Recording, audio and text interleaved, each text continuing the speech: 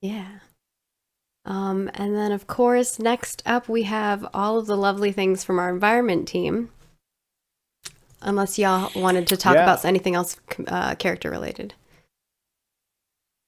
Yeah, I'm good. I No, know I think before the there's just stream going to started, be. a lot of people were asking about orc stuff. So I don't know if you want to like talk a little bit about that, Stephen, at all. Orc stuff. Yeah. You will be seeing orc stuff in the future. Congratulations. Nice, No, nice. there's a lot of stuff we have yet to roll out, and that stuff There's is so being much worked on. stuff we have to roll out. Yeah. I know. Orcs are really exciting. I'm hyped. We've definitely been excited to see those because it's very, very different. But moving on to our environment team, the lovely Bacon and his team has shared with us a whole bunch of stuff. So the first thing is this Nakua Naval Caravan. You've probably seen some of the cosmetics that we've made that are similar to this. So I'll let you talk a little bit about that before we move on to the Nakua structures.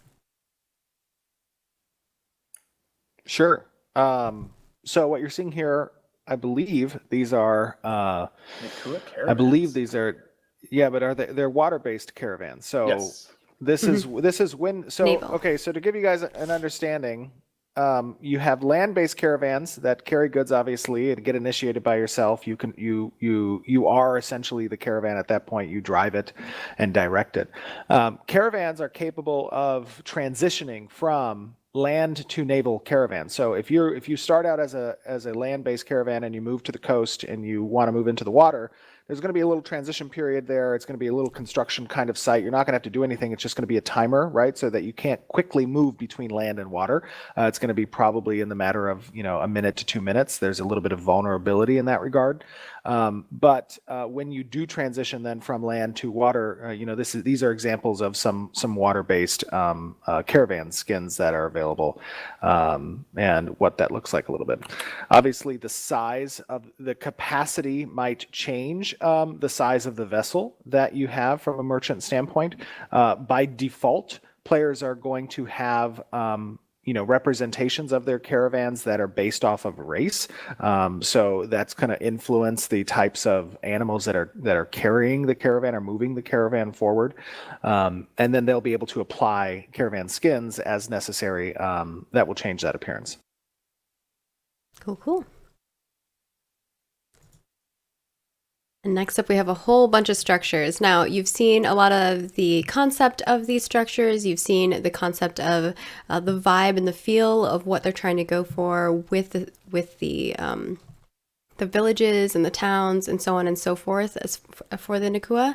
But now you're getting to see the actual structures that have been created. And I will agree with Bacon. The structures are almost very similar to the concepts. They did such a good job. It's amazing. Yeah, we have a great pipeline when it comes to our concept team providing both character and environment. The direction and the details of specific items, but at the same time also our character and environment teams have had to work without concept art and just kind of description and direction from myself or Jeff or something.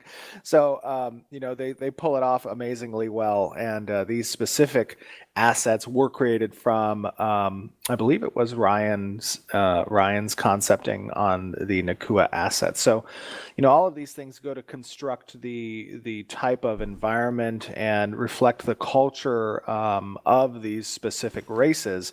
And I mean, it's such a huge project just with regards to the number of races that we represent. And it's not so much the fact that we have 9 races, but the fact that those 9 races are coupled with specific cultures that have to be architecturally represented in each of the node stages of development. So when we are creating, these cultures, we're creating the camp assets to the encampment to the village assets that are more, a village size with thatched roofs and stuff like that, to transition to town, which are more brick oriented and solid material states, to cities and metropolises, which then just take it to the next level of size, just kind of representing these large metropolitan fantasy areas. Having to do that 9 times over from an asset production standpoint with these different races is a very large order, and the environment team has been doing an exceptional job in Yeah. in presenting those. it's not even just the structures, right? Like it's all the props that support those structures as well. Right. So you're talking about barrels and boxes and bookshelves and furniture. So all of that stuff has to be represented too and be culturally themed. So it's gigantic. And like Steven said, our environment team is just kicking ass. Yeah, doing amazing stuff. And moving on from there, we have some cool plants that have been created.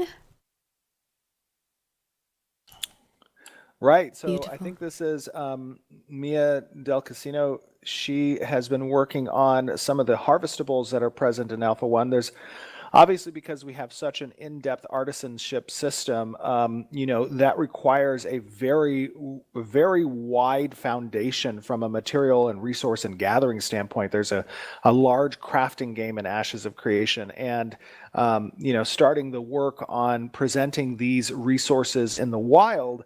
From a raw gatherable standpoint, really has a lot of assets that need to be created, and she's gotten started on the floral aspects of those. I'm not sure if she did also the ore related stuff as well. I I'm think not sure so. who made the ores. That might have been Mike. But yeah. And then we have Yeah, the it could've yarrow been. trees, which I trees are think so she good. did these, right? Because she's done a lot of the trees. Yeah, I think she's doing all the trees all now. the floral and trees and stuff. Yeah, she's done an amazing job, and just I think some of the things that we want to approach from a visual aesthetic standpoint is making sure that these harvestables exist naturally within the scene, because a lot of times I think, and we're going to go back and revisit kind of the effects that are related to this. We kind of put a little bit, I think, over effects on them, but we want players to be attracted and kind of test these systems out in these stages. But making sure that this is an immersive environment includes making sure that the harvestables are also a part of that environment. All right. And then we've got this beautiful castle. Some people may have seen that castle before. Mm-hmm. Yeah, that's actually the old castle set that Bacon made that was actually part of Alpha Zero as well. I think it's been revamped a little bit. It's now a stronghold in the Alpha Zero island. And I think also that's an old picture of the volcano that's got completely revamped. I don't know. He shared this yeah. with me. I think it was specifically for the building, probably. Yeah. And then you saw a lot of the dungeon pictures. They are working a lot on the lighting. So this is kind of to give the mood of the lighting. And I'll let Stephen and Jeff kind of talk over this as I just go through all these photos because there's a lot of them. And you saw us running through this dungeon as well. But these are kind of like the more high-res photos. Yeah, so this is what we're calling internally the Junior Dungeon. We'll have an official name later. But one of the things that we want to have in our dungeons and sort of our playable spaces is a sense of verticality. So, it's a little bit boring to just experience a one-level dungeon, and having lots of nooks and crannies and heights to play with allows us to do some more interesting things gameplay-wise. So that's a thing that you're going to see over and over again. And this dungeon kind of does a pretty good job of explaining that. Yeah, I think one of the most important aspects of the graphical representation of the game obviously is lighting.